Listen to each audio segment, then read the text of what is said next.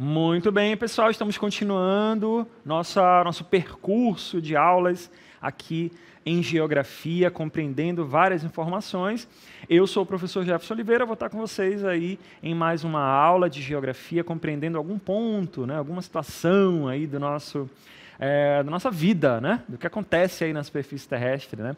Esta é a aula de número 20, objeto de conhecimento. Economia, produção, capital e trabalho são consequências de experiências humanas estabelecidas historicamente em diferentes contextos culturais e sociais, formas de organização econômica e transformações técnicas, tecnológicas e informacionais ao longo do tempo, novas formas de trabalho, produção e configurações de mercado no mundo atual, desigualdade social, exclusão digital e precarização das relações de trabalho. Detalhamento, a globalização, segregação e desigualdades socioespaciais, o tráfico de pessoas e as novas formas de exploração do trabalho humano, análogos à escravidão. Esta aula aqui vai falar, nós vamos comentar algumas informações sobre as condições de trabalho hoje em dia, né? Como é que foi esse percurso ao longo do tempo com relação às formas de trabalho e como é que estão essas diferenças aí no perfil do trabalhador nos dias de hoje. Vamos lá.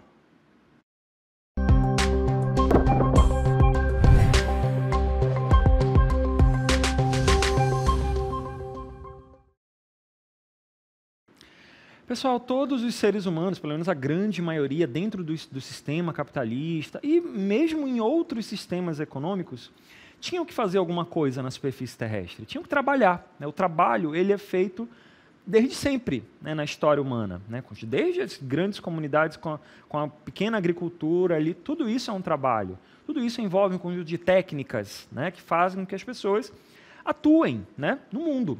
E hoje em dia o trabalho está variando em diversos aspectos da nossa vida. Tudo isso porque, ao longo do tempo, os instrumentos, os equipamentos, os transportes foram modificando, as coisas que nós usamos também foram modificando, e o trabalho necessário para fazer essas coisas também foi mudando. Né? Hoje em dia, quando a gente fala de trabalho, a gente não está mais falando sobre construir coisas. Também existe esse tipo de trabalho. Mas existem trabalhos onde as pessoas têm que pensar, elaborar, decidir, né? Ou simplesmente fazer uma coisa para outra pessoa. Né? Também é um trabalho. A gente vai ver aí algumas informações ao longo do tempo nessa aula. E como é que está estruturado hoje em dia quando a gente fala, por exemplo, de direitos trabalhistas. Né? A gente vai falar sobre isso também. Bom, começando a aula de hoje, né, verificando nessa tela agora aí, a gente verifica que a questão, como a gente falou, né, o trabalho ele foi modificando ao longo do tempo, porque as inovações tecnológicas também foram acontecendo. Né? Uma coisa é uma comunidade nômade, uma comunidade isolada, né, trabalhando só com o que tem ali na Terra. Também é um trabalho, certo? Mas hoje em dia, com informática, gente que trabalha com transporte, pessoas que trabalham com serviços, tudo isso é bastante amplo. As possibilidades são grandes. A inovação tecnológica ela está presente na nossa vida de várias formas, nós já sabemos isso. Medicamentos cada vez mais modernos, os smartphones, a informática de maneira geral. Né? Mas isso, o que nós estamos vivendo nos dias de hoje, é reflexo de uma série de mudanças que foram acontecendo ao longo do tempo. No meu caso aí da locomotiva, esse trem que está aparecendo aí, foi uma inovação no transporte. As pessoas que trabalhavam com transporte de cargas nessa época, quando surgiram as locomotivas, teve que mudar. Né? Teve que mudar. Não é que deixou de existir, mas teve que passar por uma mudança porque outras pessoas estavam trabalhando aí, nesse transporte que vocês estão vendo aí. A mesma coisa quando o avião chegou. Né? Pessoas que trabalhavam com aeroportos e etc. Tudo isso é reflexo das mudanças que o trabalho vai tendo ao longo do tempo. As formas de trabalho, pessoal, elas também evoluíram no sentido de como as pessoas... A motivação para o trabalho. A gente vai observar nessa próxima tela aí dois tipos de formas de trabalho, né, que eram comuns, né, em várias sociedades antigas. Né? A questão da escravidão, por exemplo, é quando você tinha um grupo social que dominava o outro e esse outro tinha que trabalhar e fazer tudo para esse grupo. É muito claro a gente falar do período da escravidão, por exemplo, quando pessoas negras tinham que trabalhar para pessoas brancas. Né? É o exemplo mais claro aí de escravidão que aconteceu, por exemplo, no Brasil. Né? Quando você tem aí o reflexo da escravidão. A servidão tinha uma outra característica dentro do sistema feudal que nós já conhecemos, né, aqueles pequenas comunidades que eram todas dominadas pelo senhor feudal, e tinham os servidores ali, né, os vassalos ali, tinham que obedecer, eles tinham que se submeter ali e, em troca, viviam naquela área ali, né, tinham aquela característica. Não era uma relação de trabalho como nós conhecemos hoje em dia, né? Eram formas que eram muito diferentes, mas que eram comuns. Com a evolução da sociedade, e a gente já sabe, já comentamos, né, que a ideia da sociedade é sempre evoluir, sempre mudar, sempre para frente. Novas formas de viver vão acontecendo e a rotina também vai mudando com relação ao trabalho, da mesma forma. Hoje em dia, as novas gerações, inclusive, né, tem novas formas de percepção do trabalho. Quem está saindo do ensino médio e está indo, né, para o mercado de trabalho, tem uma percepção, talvez, que seja um pouco diferente do que os nossos pais, o que os nossos pais, os nossos avós tinham sobre o trabalho, né? O trabalho como uma coisa assim que era obrigatória, que era uma coisa que você tinha que obedecer e pronto. As novas gerações estão tendo uma percepção um pouquinho diferente, porque as formas de trabalho estão mudando também. Além da questão da escravidão, da servidão, a gente vai dar uma olhada agora aí na questão dos assalariados, que é basicamente como a maioria das pessoas tem vivido, né, no mundo, né, pensando aí de maneira global. Quando você tem um trabalho de uma pessoa que é contratada e recebe uma remuneração por uma atividade realizada. Ela troca a sua força de trabalho por dinheiro, né? Ela tem ali uma remuneração pelo que ela faz. Professores, advogados, cabeleireiros, engenheiros, tradutores, né? Pessoas que trabalham com tradução também. Tudo isso envolve essa questão, né, de pessoas que recebem dinheiro em troca do seu esforço, né? Esse trabalho assalariado, pessoal, ele pode ser formal, ou seja, como no exemplo que está aparecendo aí dessa moça carregando uma carteira de trabalho, ela é contratada por uma empresa, ela presta um serviço, um trabalho para essa empresa, e no fim do mês ela recebe o dinheiro, né? Isso é um trabalho formal. E aí essa empresa fornece uma série de benefícios. O trabalho também pode ser informal, quando você não tem essa relação de trabalho, a gente vai falar sobre isso daqui a pouco, e a pessoa vai trabalhando do jeito que dá, vendendo coisa, fazendo entrega, fazendo pequenos bicos. É um trabalho que não tem relação contratual, né? Nesse sentido. É um tipo de trabalho que a gente chama de informal, fora da legalidade. Não necessariamente ilegal, é informal, né? Que não está baseado em um contrato de trabalho.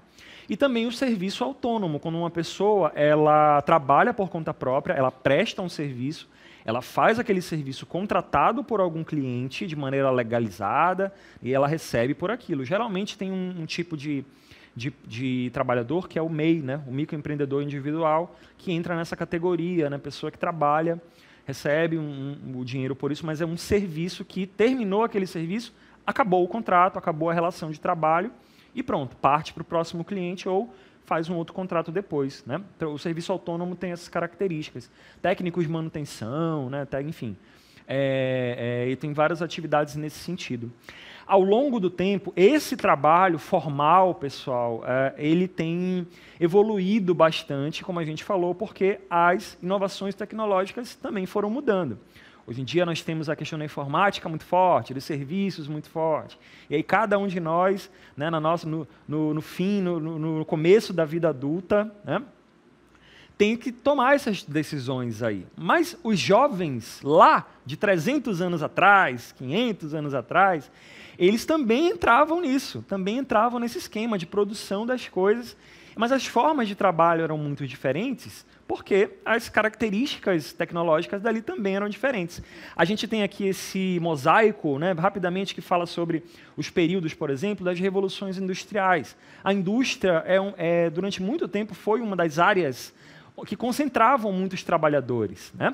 Quando a gente vê o período da primeira Revolução Industrial, agora, que a gente vai estar vendo aí, né, século XVIII, mais ou menos, né, nós tínhamos, por exemplo, a questão da mecanização, quando surgiu uma máquina que passou a produzir coisas de maneira muito mais rápida do que o que um artesão fazia, por exemplo. Né, a gente tinha, por exemplo, a máquina a vapor, o carvão, né, tinha toda essas inovações onde a força de trabalho deu uma diminuída e a forma de trabalhar também deu uma evoluída com aquela localização das pessoas dentro de uma fábrica.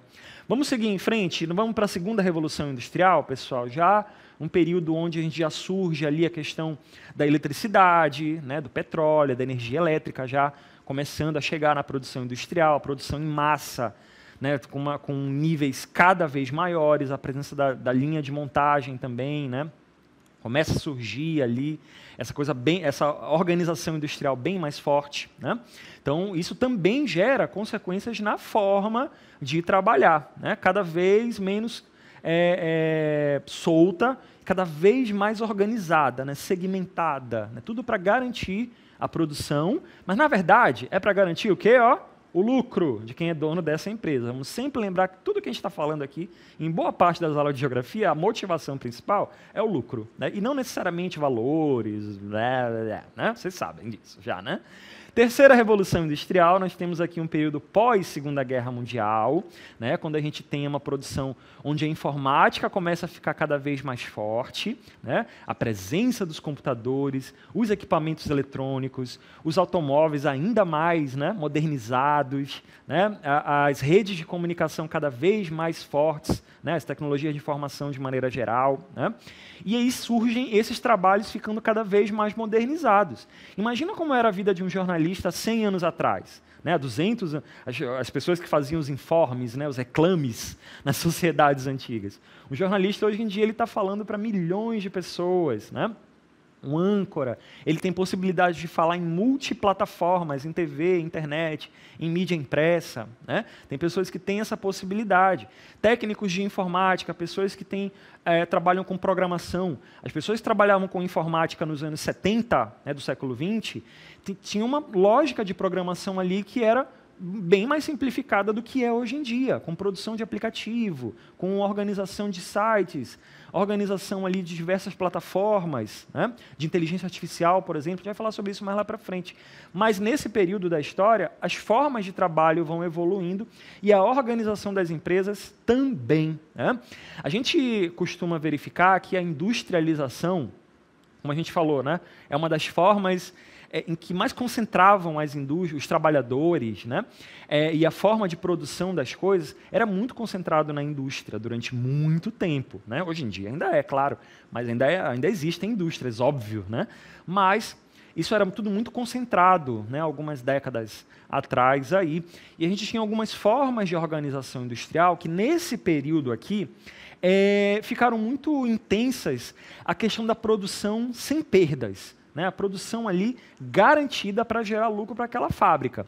É uma forma de organização industrial que a gente vai verificar agora nessa aula, mas que a gente consegue ver historicamente falando, que é a questão do toyotismo, né? Vamos ver nessa próxima tela aí que mostra que o chamado toyotismo ele é baseado na produção ali, esse nome, ele faz referência às fábricas da Toyota, né, que é uma empresa asiática, né, que produz ali bastante, e a organização, né, dessas fábricas lá da Toyota, elas tiveram uma inovação em relação às outras fábricas do período fordista, né, do período taylorista, que são organizações anteriores, né, mais antigas.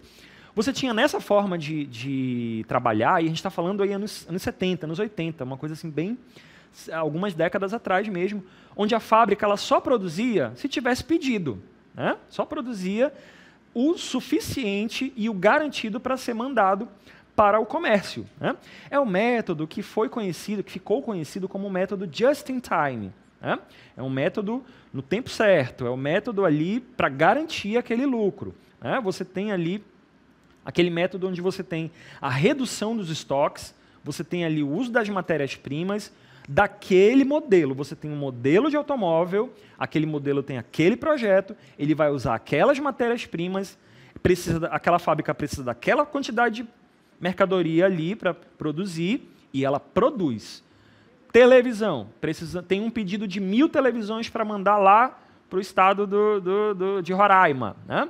Então, aquela fábrica vai produzir 1000 televisores daquele modelo que aquelas lojas lá do estado de Roraima precisam, por exemplo, né?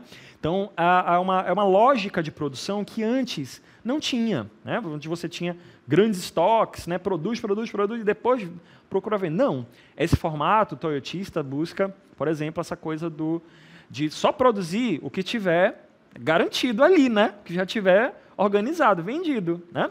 Se o comércio não está fazendo pedidos daquele modelo, aquele modelo deixa de ser produzido.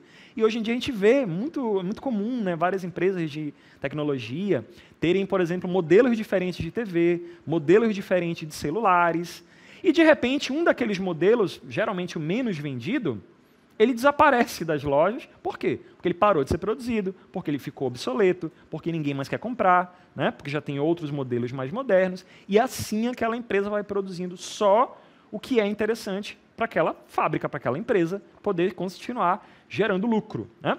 Outra característica das fábricas, das empresas, é a terceirização.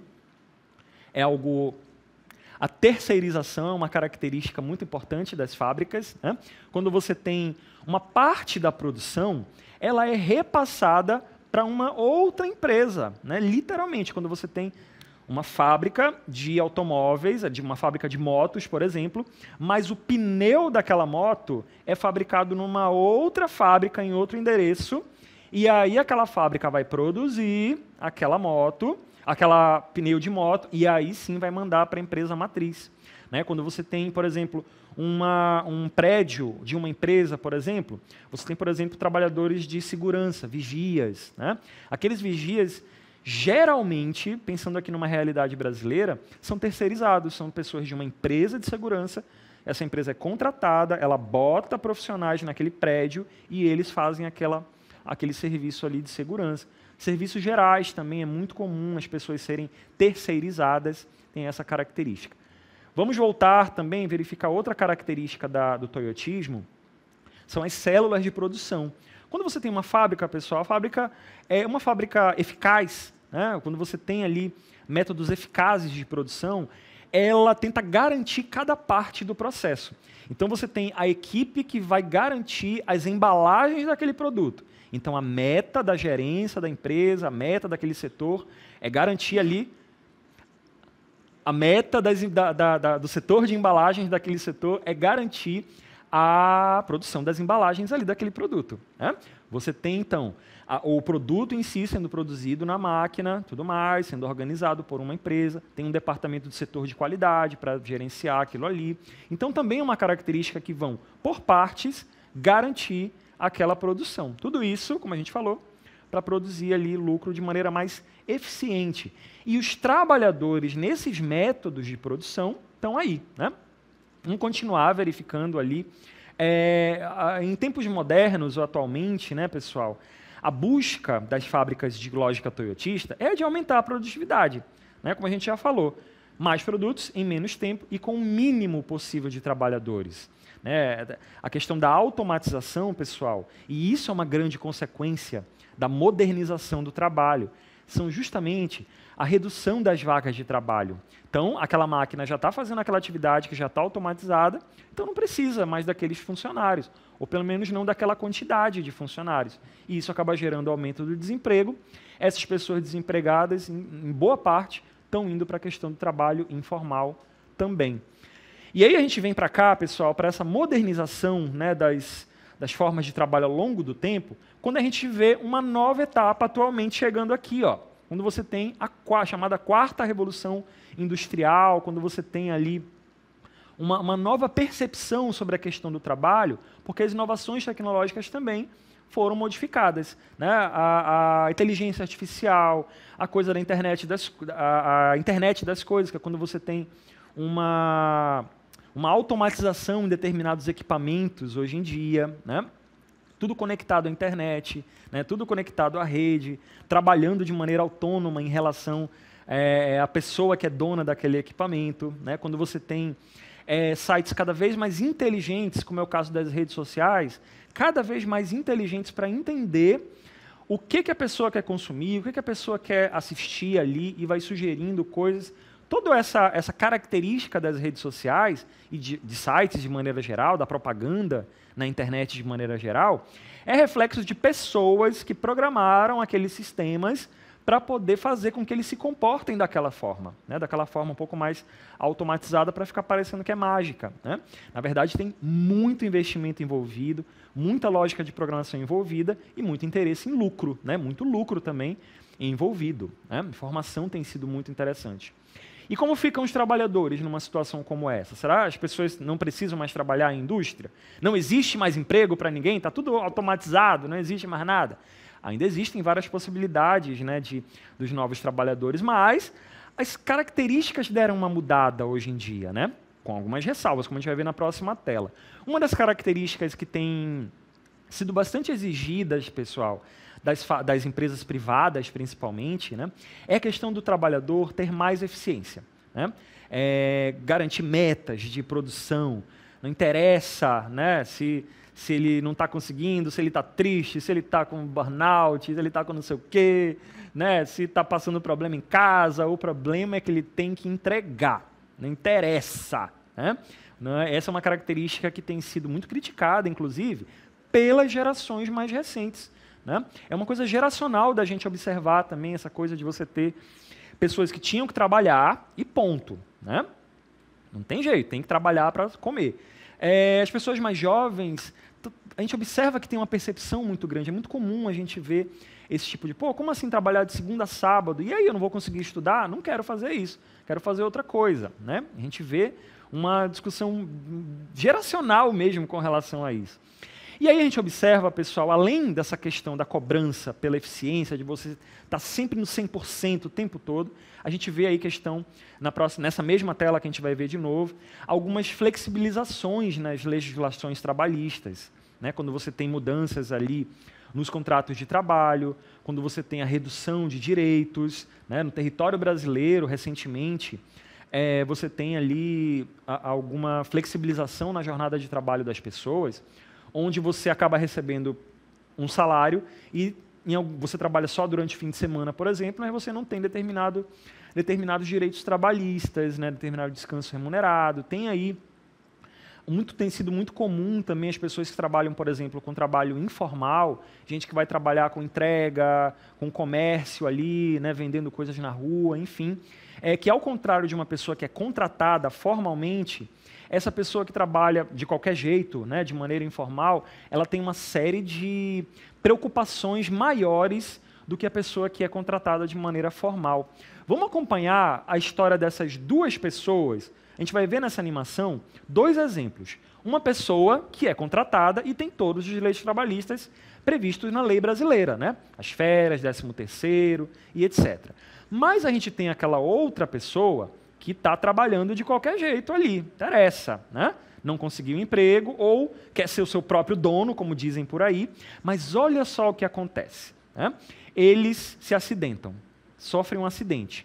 A pessoa que tem um contrato, aqui no território brasileiro, existe a questão do INSS, onde ela pode receber determinado benefício, né? Já a pessoa que trabalha de maneira informal, ela tem que tirar do próprio bolso. Essa é simplesmente isso aí que acontece. E quanto mais ela vai ficando de fora, mais dinheiro ela vai perdendo. É dinheiro que ela não está ganhando, né?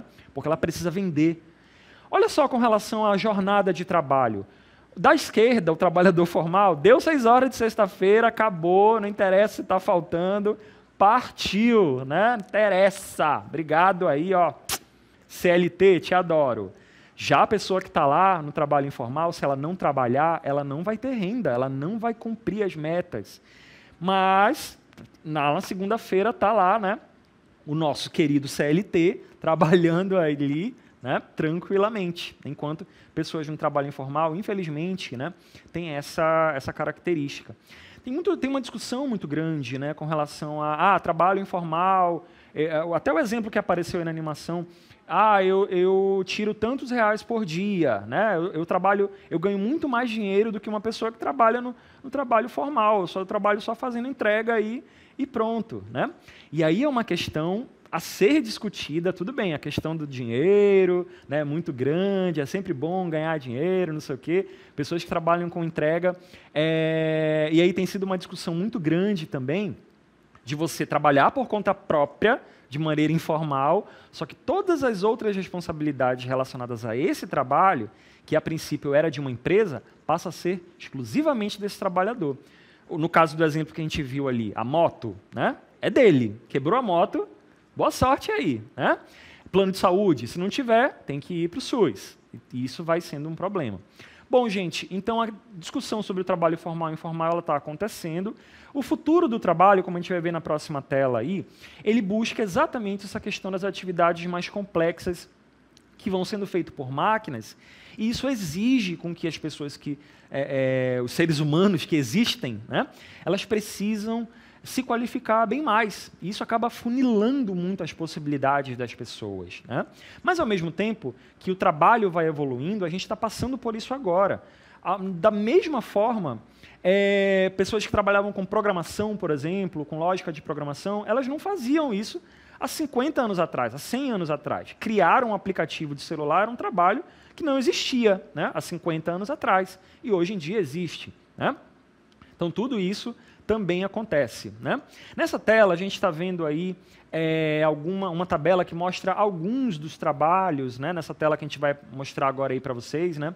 Alguns dos trabalhos que estão mais propensos à automação, que podem acabar porque estão sendo transformadas aí por inteligência artificial, por exemplo. Telemarketing, pessoas que trabalham com planilhas, né? Cálculos fiscais, pessoas que trabalham com seguros, né? Enfim, tudo árbitro, né? Hoje em dia, a questão de arbitragem com o negócio do VAR, né? Tem aí todo, para quem curte, né, essas coisas de esporte, né? Tem toda essa característica. Na próxima tela, a gente vai ver essa outra tabela que mostra serviços que são menos propensos à automação, né? Pessoas que trabalham, por exemplo, como assistente social, né? Seres humanos fazendo algo para outros seres humanos. Coreógrafos, né? Pessoas que trabalham com arte, com danças, médicos, a medicina, né? Enfim, ainda precisa desse tipo de suporte presente ali, né? Psicólogos, pessoas que trabalham com recursos humanos, tudo isso também acaba sendo, ainda, neste momento em que esta aula está sendo transmitida, ainda, né, tem uma certa longevidade, né? Pessoal, eu quero finalizar a aula, vamos finalizar a aula de hoje comentando sobre outros filmes, outras possibilidades que a arte pode trazer para a gente discutir sobre esse assunto, né, relacionados aí às condições de trabalho na atualidade. Olha só, tem esse documentário que é muito interessante, o documentário Gig, a uberização do trabalho, um documentário brasileiro de 2023, que traz exemplos de trabalhadores. A palavra gig, ela vem do termo gig economy, que significa economia dos bicos, né, a cultura dos bicos, essa coisa assim.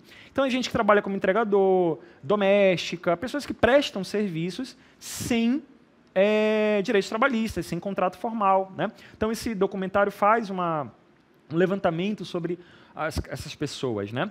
Esse outro documentário é o Vidas Entregues, também um documentário de 2019, ele é bem curtinho, né? Praticamente ali, né? É um curta-metragem de documentário que segue, né, a vida de alguns entregadores, como que as plataformas de entrega tratam esses trabalhadores com relação à renda, né, e tudo mais, então é bem interessante de observar. Bom, gente, eu quero sugerir também o filme Tempos Modernos, um filme lá do Charlie Chaplin, de 1936. Olha só que loucura, né? Desde aquela época, um filme preto e branco, mudo, que desde aquela época ele já fazia essa reflexão sobre a questão da mecanização do trabalho, tem cenas icônicas ali, né? Do quanto que as novas gerações daquela época e hoje em dia também precisam trabalhar, tem que estar concentradas ali, tem que ficar 100% na empresa, somos uma família, né? Tem que se comprometer, se sair, tem 100 pessoas querendo o seu lugar, né? Essa coisa bem tóxica de chefes que é aquilo que a gente falou, que as novas gerações não faz mais sentido, né, de ser assim, né? As pessoas estão bem mais críticas com relação a isso. O filme Amor Sem Escalas é uma comédia romântica, né, que já trata ali um cara que trabalha viajando nos Estados Unidos, demitindo pessoas. E aí chega um breve momento que a empresa própria dele, né, ela passa a mudar o formato ali de demissão. As demissões já não são mais com a pessoa indo de cidade em cidade fazer a demissão. As demissões passam a ser online e ele tem que se adaptar a essa rotina aí de ter que demitir as pessoas pelo computador, né? Enfim, já trabalha aquela coisa ali de conflito com a sua própria forma de trabalhar, né? Que é outra situação. É um filme bem legalzinho. E esse filme aqui, gente, se a gente pudesse substituir toda a aula só por esse filme, o Você Não Estava Aqui, a gente já daria certo essa aula aqui. É um filme do Ken Loach, né, um filme que trata a situação exatamente do que é mencionado aqui no primeiro documentário. O filme Você Não Estava Aqui mostra a história de uma família inglesa, né, onde o pai dessa família ele passa a trabalhar como entregador, né, porque para uma empresa onde não tem nenhum contrato trabalhista, ele só compra uma van e vai começar a fazer entrega dentro de uma plataforma ali. E aí, claro, que vai acontecer uma série de problemas com relação à falta de tempo, a problemas, a responsabilidade quando acontece algum acidente, alguma coisa. É um filme assim que, nossa, ele inteiro serve para a gente discutir essa questão da precarização do trabalho, dessa coisa de você ser autônomo, de não ter determinado suporte, né? Então tem toda essa discussão. E olha que nem é um filme brasileiro, é um filme lá da Inglaterra. E lá na Inglaterra, também, país desenvolvido, também existe esse tipo de discussão. A arte, pessoal, ela ajuda a gente a compreender de maneira artística determinada realidade, né, que a gente pode se interessar, que a gente precisa se interessar porque faz parte da nossa sociedade e é sempre importante a gente estar conferindo também.